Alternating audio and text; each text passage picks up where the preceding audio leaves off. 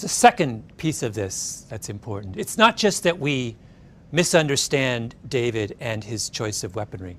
It's also that we profoundly misunderstand Goliath. Goliath is not what he seems to be. There's all kinds of hints of this in the biblical text. Things that are, in retrospect, are quite puzzling and don't square with his image as this mighty warrior. So to begin with, the Bible says that Goliath is led onto the valley floor by an attendant.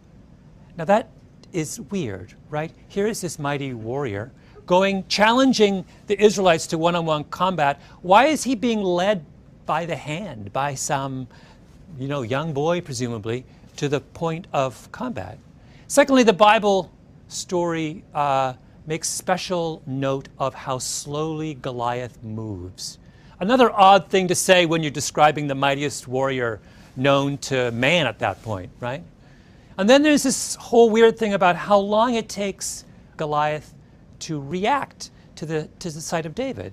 So David's coming down the mountain, and he's clearly not preparing for hand-to-hand combat, right? There's nothing about him that says, I'm about to fight you like this. He's not even carrying a sword. Why does Goliath not react to that? It's as if he's oblivious to what's going on that day. And then there's that strange comment he makes to David. Am I a dog that you should come to me with sticks? Right? Sticks? David only has one stick. Well, it turns out that there's been a great deal of speculation within the medical community over the years about whether there's something fundamentally wrong with Goliath, an attempt to make sense of all of those apparent anomalies. There have been many articles written. The first one was in 1960 in the Indiana Medical Journal. And it started a chain of speculation that starts with an explanation for Goliath's height.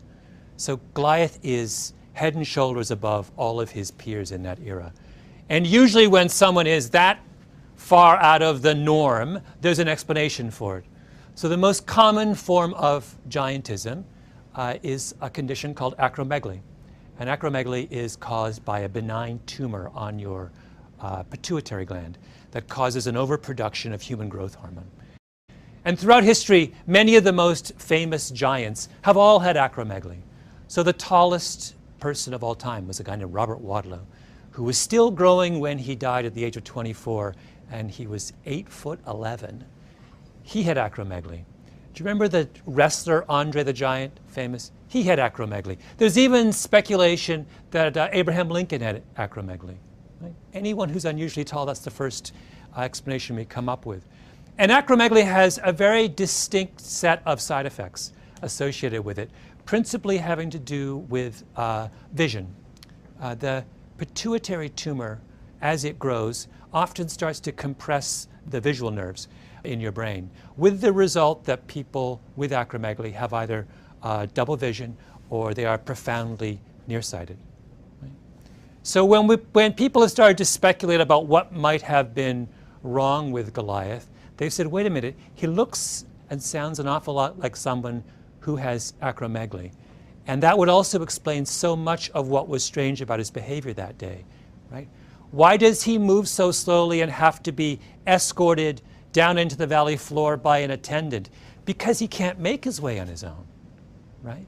Why is he so strangely oblivious to David that he doesn't understand that David's not going to fight him until the very last moment? Because he can't see him, right?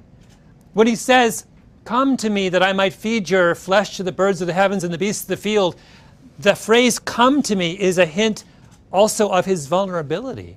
Come to me because I can't see you, right?